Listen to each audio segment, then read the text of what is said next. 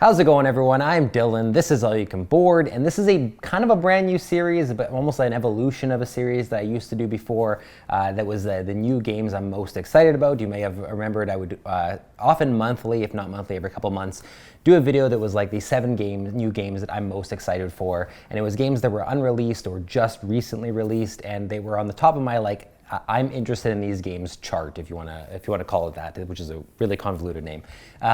This is going to be sort of the next evolution of that, and I'm hoping to do this, if not always monthly, then every 2 months, depending on how games have shifted around, whether I think there's enough interest or reason to do another video, another update. And this is going to be the AYCB hype list. Now, this is obviously it's our hype list, but it's just me that is approaching this. Braden and Carlo aren't here; their lists would be probably vastly different than mine, but that's what we're going to call it because I'm also part of All You Can Board. And it's going to be the not just limited to games that are unreleased. So this is going to be games that we have not covered on the channel yet. They could be games that have been out for a while. They could be games that have just come out. They could be games that are not coming out for a while. Basically, when I think of board games and games that I have yet to either table in a major way where I'm ready to talk about them, this is going to be my hype list, my hot list. So, if you're familiar with BoardGameGeek.com and their hot list that's at the bottom based on viewers' interest, this is going to be kind of our version of that, my version of that, based on just which games are garnering my interest the most that I have yet to really review or cover in a major way on the channel. So this is going to be the first installment. There are going to be 10 games. This first edition, obviously there won't be any movers or fallers on the list because it's the very first time I'm doing it. But after this, all future versions of this video will show whether these games are debuting on the list, whether they've fallen spots, whether they've gained spots. So you can kind of see how games are changing up based on my interest level over time. When I've actually covered a game finally on the channel, reviewed it, then it'll be removed from the list regardless of where it was, and I'll make that known in that video on why it has dropped off the list. So you don't just think my interest is just plummeted or something like that. So the very first game, number 10. Actually, before I even get into number 10, let me list some games that just missed the list, because I had to go, I had narrowed it down. Carlo had sent me, helped me out and sent me a bunch of games he thought I'd be interested in too, because I've been a little bit disconnected and I always seem to forget about certain games when it comes to lists like this. And so I had narrowed his list of 80 games or something, and some of my own games that he didn't have on the list down to 21, and I finally narrowed those down to 10. So I won't go through all the ones that just missed, but just a couple that you might be interested in, might be wondering where they are. They just missed. I would include these in sort of the 11 to 20 section if the video was longer. Those are games like Skyrise, which I'm really excited to have that be fulfilled and get delivered because I did back that. Ready, Set, Bet, which I'm really excited to play for the first time. My Island, another game I'm really excited to play. Dwellings of Eldervale, which has been on my list for a while. Just missed this list. Probably would have come in at 11 or 12. Still really pumped to play that game. War of the Rings, the card game, which we actually have here, and I'm really excited to get that to the table. Time of Empires, which I'm going to be playing at Carlos because he has that game. Septima, which a friend of mine, Corbin, has. I'm really excited to play that one as well. Just a few to name. There's some other ones as well, but those are the ones that I would say are the closest to having missed this list. But the ones that didn't miss the list are these right here. So let's start with number 10, which is a game that was recently announced as I'm filming this video anyways. At least I think it was pretty recently. I hadn't heard about it, and now it's showing up on Board Game Geek's hot list. I looked into it. I'm really excited about it. That's called Ironwood. So Ironwood is an unreleased game. It's listed as 2024, so I'm probably gonna have to be waiting for this one for a while, especially because I just heard about it. I imagine it's not gonna be early 2024, but who knows, maybe I'll get lucky. This is a 2-player battling or dueling game, and it's asymmetrical as well. So those are that right away, as well as the artwork and just some of the initial pictures, is what kind of got me excited for this game. I'm a huge 2-player dueling fan. It's one of the main reasons that I love games like Radlands so much, is that I really like a solid 2-player game that is just has some variability to it, changes between each game, or at least gives me multiple ways to approach each time I play. It's just something I'll always be interested in, and even if I don't end up liking the game at the end of having played it, I'm definitely going to be following it and interested in the early stages, which is kind of what's happening here. So Ironwood is a 2-player asymmetrical dueling game based on the little information that we have. It says that it's rules light, which I always appreciate because then it's easier to get more people into the game. But as long as there's still that depth, to, as long as it's rules light and not gameplay light, I want the rules to be easy to understand but hard to master, and I want to be able to get multiple people into it very easily. But then kind of master it over time the more you play and the more you play with each of the 2 factions. Which is the other big thing, is that each of the two factions that you're battling against each other are very different, apparently. And the way that you approach the game and what your goals are in the game are going to be different, which kind of reminded me a little bit of Lord of the Rings, The Confrontation, in the sense that there were two different warring factions there, and each one has their own access to their own abilities, their own unique units and things like that to make it different depending on which one you actually play as. And that kind of sounds like what's going on here. I'm not saying it's going to play like Lord of the Rings, The Confrontation, but just that aspect of it seemed really intriguing. And so those two factions are the Ironclad and the Woodwalkers, and I won't get into like super deep details on also because we just don't have deep details about how each one plays, but just to give you a kind of a little overview, like for instance, it says the Ironclad are all about laying down foundations for their forges in the outer mountains, collecting enough crystals, build forges on those foundations, which is not something you're doing as a Woodwalker. When you're a Woodwalker, your mission is to locate your people's ancient totems through vision cards, clear the path to them by defeating Ironclad warbands and securing them in the outer forest. So you have a completely different way that you're approaching victory in this game, or what it looks like to win. So all of that being said, it just sounds really, really interesting. There is a low upkeep solo mode as well that kind of sounds intriguing to me. Sometimes in these two-player only games, the solo mode kind of doesn't always land for me, but I'm always hopeful, I'm always willing to be surprised, and if in a game like this that I'm already excited for, the solo mode ended up being really engaging, that would just be a huge plus. So Ironclad is my number 10 game on the AYCB hype list. All right, number 9 is a game called Terra Pyramides, which I can tell you is on this list and getting the number 9 spot simply because of the design duo, which is Michael Kiesling and Wolfgang Kramer. The actual images of the game and the box art and the way it's described as playing all sounds really good as well, but that design duo is one that rarely misses for me, and so anytime I hear about them developing a new game by them coming out, I'm always going to be interested in it. It's always going to be one of my most watched games and one that I really want to play. So this one is obviously no different.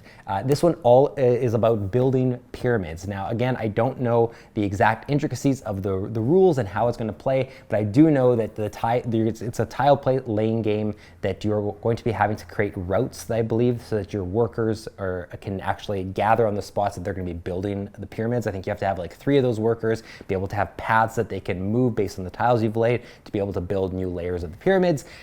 I didn't look into it more than that. That's all I needed to know to be able to be excited. And when I kind of get my excitement level to a certain spot, which you'll know this if you followed any of my previous new games videos, is I kind of just stop looking really deep into the game. This is different to me than how I approach video games. When I'm excited about a video game or even a movie, I tend to consume a lot of the trailers, consume a lot of the content, and I just build up my hype. With board games, as soon as I hit a certain level of hype and interest, I consider myself, I'm invested, I got there, and I don't want to know too much more until I have the box in front of me, until I can open it up and just experience it for myself.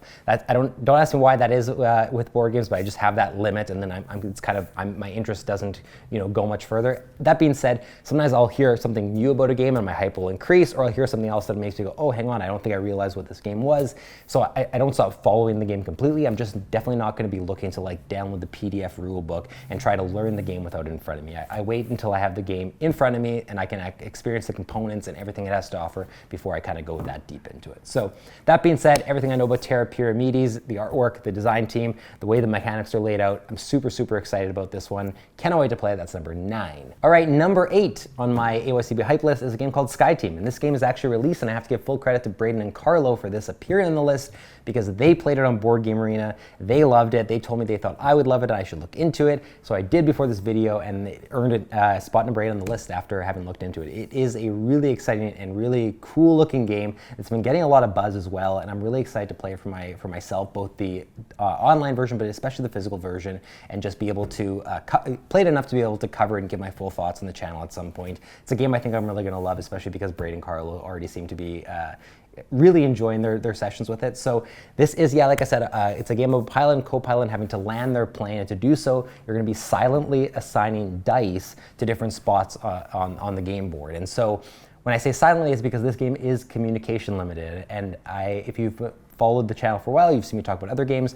That is a mechanic I really do enjoy in games. Games like The Mind, for instance, I really like not being able to speak and having to see how in tune you are with your I was going to say opponent, but not opponent, the person, your teammate, the person you're working with in the game, to be able to accomplish the goal. I think it's really satisfying when you can pull off that kind of silent communication really well. It works so well in The Crew as well. It's another great example. And so having really loved The Crew and really loved The Mind, Sky Team is one that right away with that mechanic involved piqued my interest. And then just I find interesting use of dice always something that I gravitate towards in games. The luck factor of just rolling a die and having no other way to affect it, I find obviously not nearly as engaging and in some ways really frustrating. But when there's ways to manipulate that, or when dice are used in creative ways, like in Coimbra and stuff like that, those are mechanics and uses of dice that I really, really enjoy. So pairing all that together with Sky Team, I'm just really excited to play this game, and I take what Carlo and Braden say with very high regard. I think I'm going to really enjoy this game. Cannot wait to play it. That is number 8, Sky Team. All right, number 7 is a game called Nocturne, and it's from one of my favorite publishers, which is Flat Out Games. And honestly, that's one of the reasons this jumped right onto the list, is the fact that I love the games that Flat Out Games puts out. Whether it be Fit to Print, which is their newest one, or Cascadia, or Verdant, like there's just so many that they've done. Point City is another one that just came out. I've enjoyed them all on some level, even though they don't all end up being like my favorite games or my top 50 list or anything like that.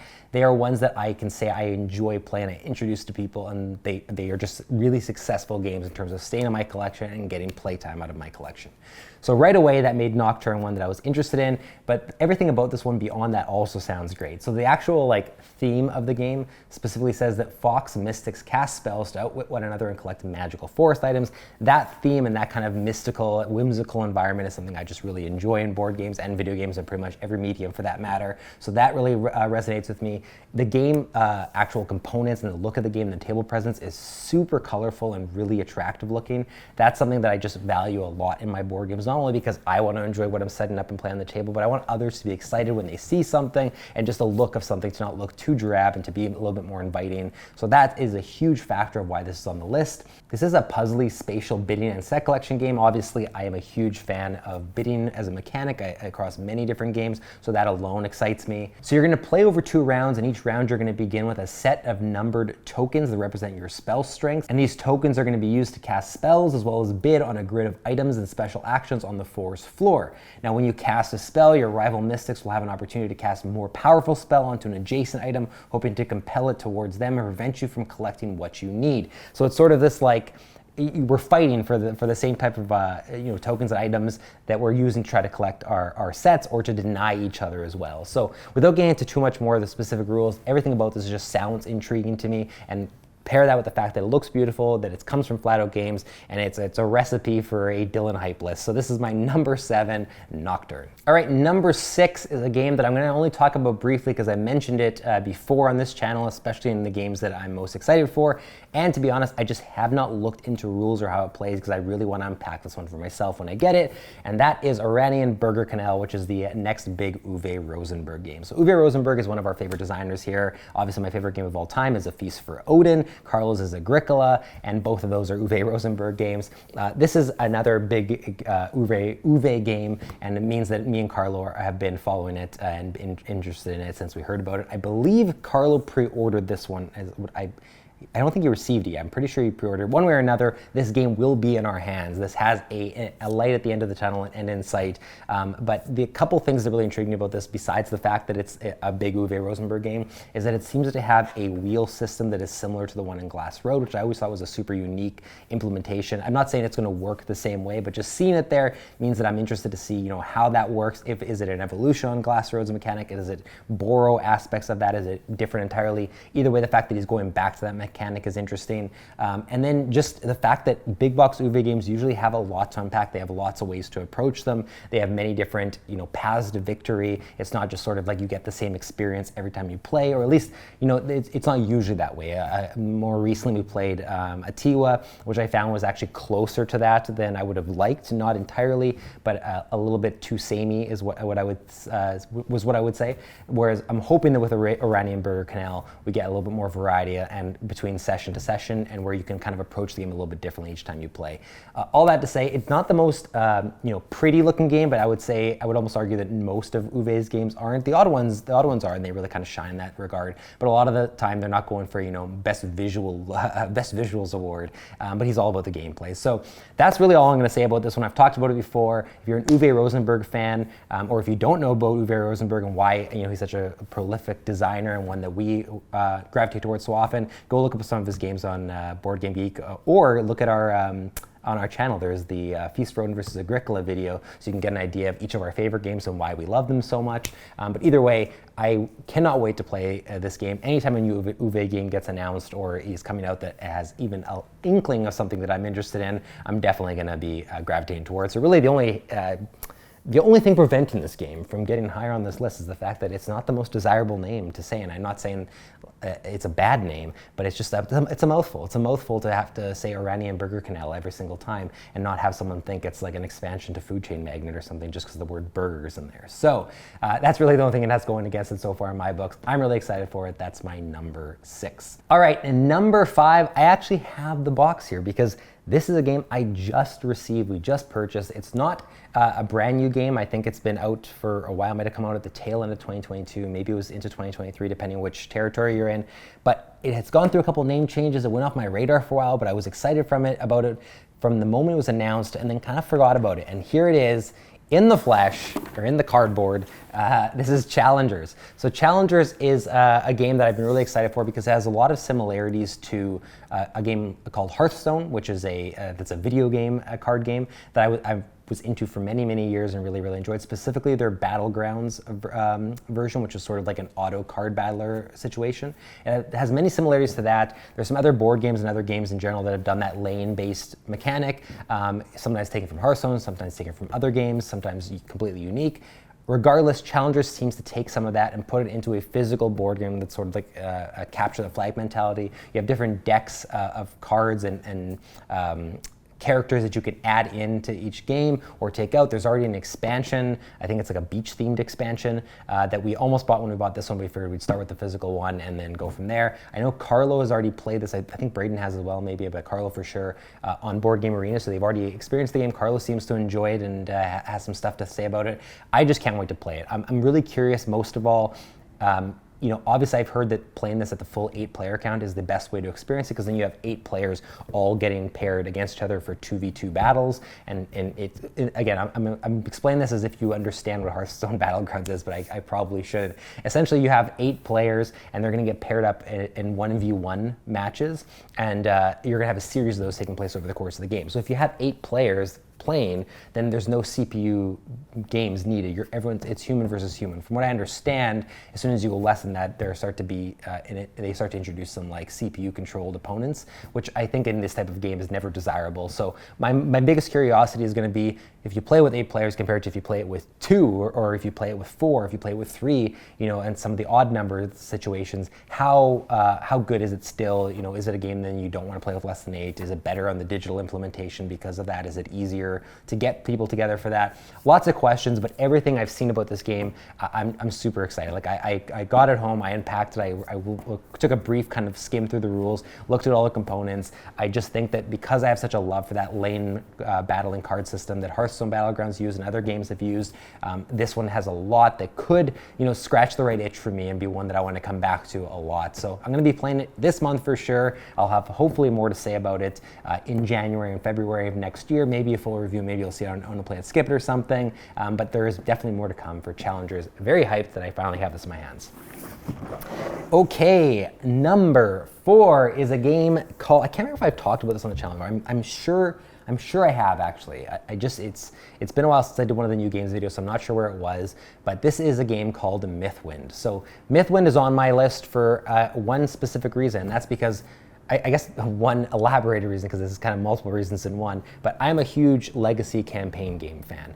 Whether it be Gloomhaven, Frosthaven, Oathsworn, Clank Legacy is one that's been on my list for a while. The Pandemic Legacy games I really, really enjoy. Basically, I'm always interested on some level when I hear about a new legacy or campaign style game coming out, just to see what they're doing differently, how they're innovating. Are they giving me an experience that I want to table multiple times and play over an extended period of time? I love I love long-winded, like super vast board games that you can get the same group together over and over and over again, or that they're compelling enough to play as a solo game, and it's just an alternative to having to sit in front of a TV or in front of a handheld and play video games. You know, you can actually move physical components. There's just something that feels special about that. So Mythwind is one that is on my radar, because when you boot up the Board Game Geek page, and I know that there was a crowdfunding for this, and I didn't back it mostly because I just didn't have the money to back it at the time. It says it's a true open-ended game. This is apparently a persistent world, asymmetrical, and cooperative board game where you become a pioneer in a whimsical fantasy world.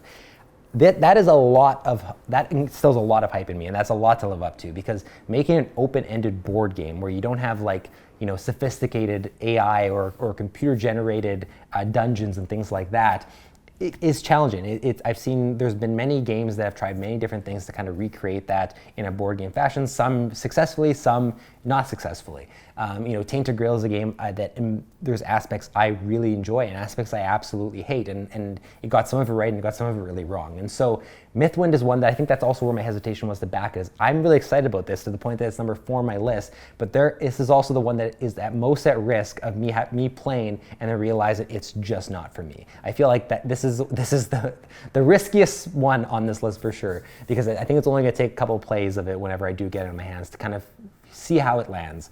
And if it lands the way that it's intended to, the way that it's been talked about, and with everything that it's hyping up to be, this could end up being one of my favorite legacy games. Or it could be one that, you know, is one of my bigger disappointments. And I think only time is going to tell there. It also could be one that I play and choose not to play with a group. Maybe I just play it solo. I've been looking for that kind of legacy game where in my own spare time, rather than playing video games all the time, not all the time, it's not all I do, but when I'm sitting down to play a game, I mean, I don't often play solo board games. At least I play them less than Carlo does. This could be one that gives me a long-standing solo game to play, one where I'm changing the world and I'm creating my own stories. So very excited about this one. The artwork also looks amazing. The components look really, really cool. It's going to be on this list until I can either track it down or until I realize I can't track it down. So it's just a matter of where it kind of shifts to. It's starting at spot number 4, and I think that's a great spot for it. All right, number 3 on this list is a game that I believe you can actually get now, or if it's not fully readily available, it's you know, very, very close. People are getting their hands on it, and it's from Paolo Mori, which is the reason this is on the list for me, at least at first.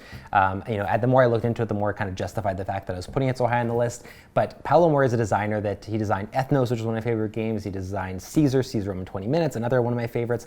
There's others as well of his that I've played that I've really enjoyed. Via Magica of his is also another solid game, but he, as a designer, I've just grown more and more attached to. I really, really enjoy his games, and I think that now I'm at the point where anytime he's going to have a new game coming out, it's going to be something that's on my list on some aspect, maybe not always the top 10, but I'm going to be interested in and wanting to check it out. So this is called Match of the Century. I can't remember if I said that already at the start, but it is a game about, it's weird in the sense that it's a board game about playing chess, but the game is not chess. I found that aspect of it super kind of confusing at first, but also super intriguing. The fact that you're taking a tabletop game called chess and making a game about playing it, but it's different than playing chess. It's an ambitious thing to do, to take chess as a theme or a different board game as a theme and make a different board game out of it. Really interesting, but it is a 2-player game that seems to, it has aspects that kind of reminded me of Watergate a little bit, which is not a Paolo Mori game, but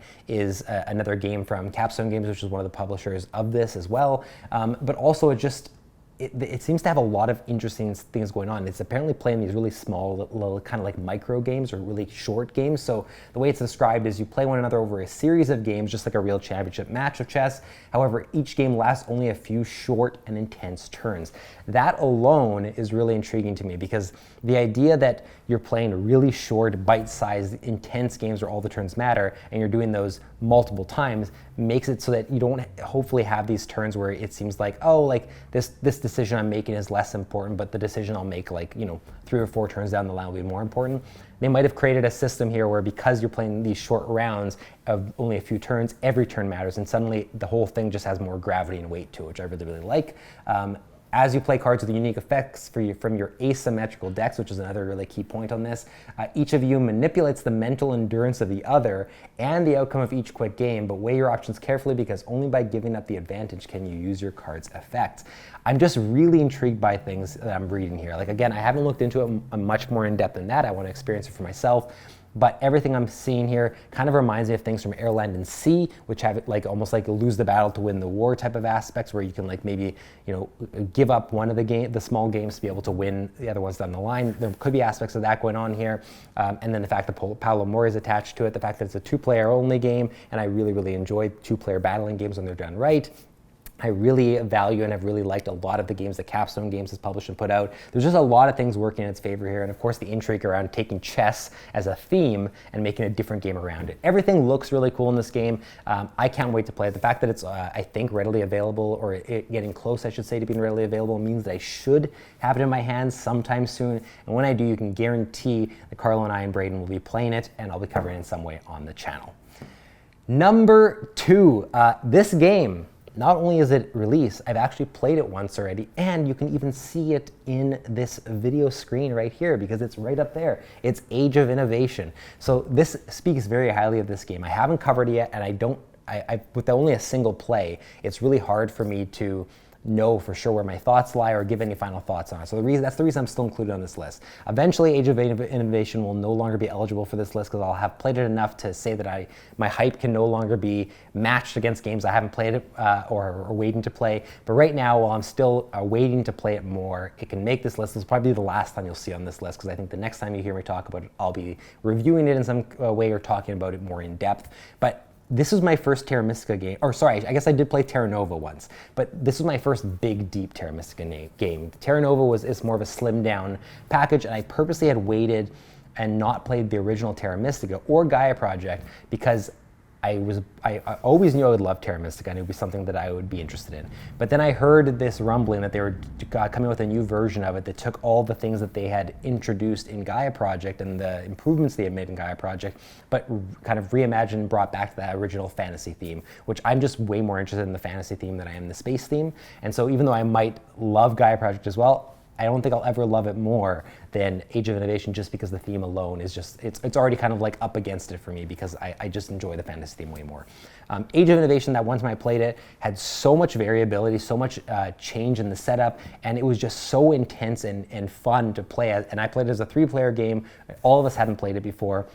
Had a blast. I'm really looking forward to trying it as a 4-player game and even up to a 5-player game because I found that we realized pretty quickly that the more competition that there is going on for space on the board, potentially the more interesting the game is going to be because there's just more contact with other players, there's more shenanigans happening, which in a game like this, shenanigans, is a big deal. You don't want there to feel like there's too much empty space and not enough's happening. I talked about this game so much to Carlo and to Braden and to other people, even after having played it one time. It showed up as my personal pick on the Buyer's Guide if you haven't watched it yet. And it's there for a reason. I think that this game is really, really special. I think it's got tons and tons of replay value, more than almost any game that I've opened in the last little bit.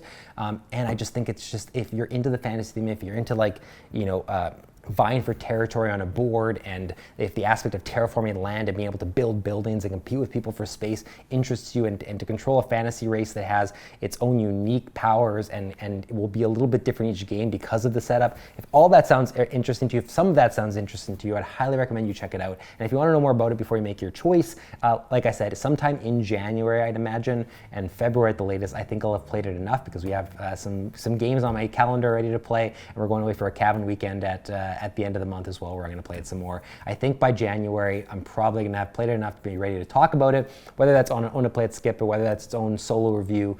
Keep an eye out for it because I'll have my full thoughts, and you'll find out if my thoughts changed over time, they got better, or I guess they will have changed, but whether they got better and the game increases in popularity on my end, or whether I cool on it as the more I play it. So keep an eye on the channel. I have more to say for sure. Number 1 on my hype list right now, and it's honestly, even though this is the first time I'm doing this video, if I had done it previous months, I would say it's been number 1 for a while, and the closer it gets to release, the more hyped I get for it, and that is a game called The Queen's Dilemma. So King's Dilemma is a game that really caught me by surprise, and not surprised where I didn't think I was going to enjoy the game. I always thought I would enjoy it on some level, being a Legacy fan and just everything I'd heard about it, but I didn't think I was going to enjoy it as much as I did. I will say that so this is a game that's very much about the people at the table. Everything you're doing in King's Dilemma in the original is voting on which way you want the story to go, to try to influence these different markers on the main board in your favor, because everyone has their own personal agenda and their own long-term agenda that they're trying to work towards. But more than that, you also have to make moral decisions. Some of the choices you're voting on are hard to vote for or against, even if that's what you want your faction, I can't remember what it's called. I'm saying faction. I can't remember if it's called your kingdom, whatever it is. Even if you want them to go after one thing, or there's a reason to push the vote a certain way, sometimes you'll hesitate. Sometimes you won't do that just because of what it would mean for the actual story in the game itself, or the secret goals you're trying to accomplish.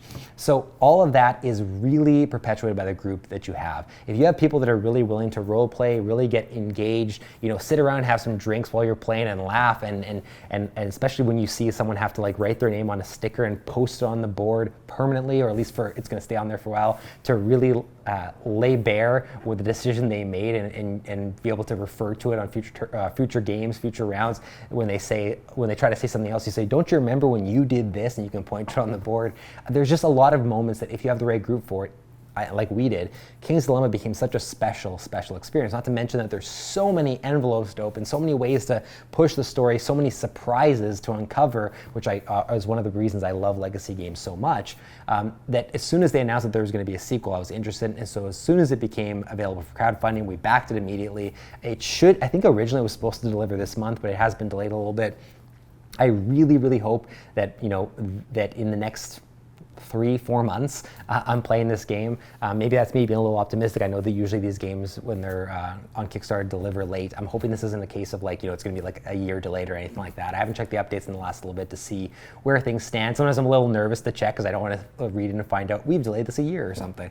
But needless to say, I cannot fathom a situation where I don't enjoy this game. I'm not saying I'm going to for sure enjoy it more than King's Dilemma, but taking everything the King's Dilemma built on, introducing more of it, introducing new mechanics and improving things, I just think this is going to be probably one of my favorite games of 2024 if it hits all those things that it's promising, and I just cannot wait to get the group back together and play this game. I think it's going to be so much fun. Queen's Dilemma is my #1 game on the hype list. We'll see if it stays there in the months going forward, or if it doesn't, what can knock it out of the way. And that's it. Those are the 10 games on my AYCB hype list for December 2023. Like I said, check back in sometime in late January, maybe early February. You'll see me do an update to this where I'll start to move games around, maybe add some new ones that were announced, or remove ones that I've played, or remove ones that I am no longer as interested in. Things will always shift around. My hype changes on games all the time. But if there's any games that you're wondering where they are, you expected them on this list and I didn't list them at the beginning as the games that just missed, post them in the comments below, because it's possible that I just don't know about them. There's no way for me to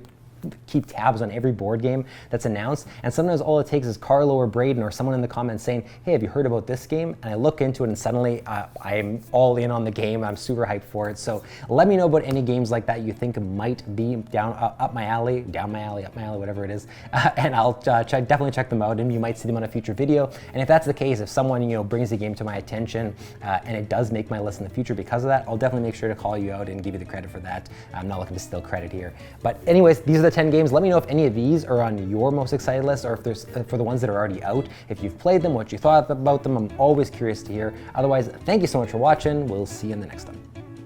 I'm pretty sure I just said we'll see you in the next time. That's what happens when you try to combine. We'll see you in the next one, and we'll see you next time into the same time. We'll see you next time.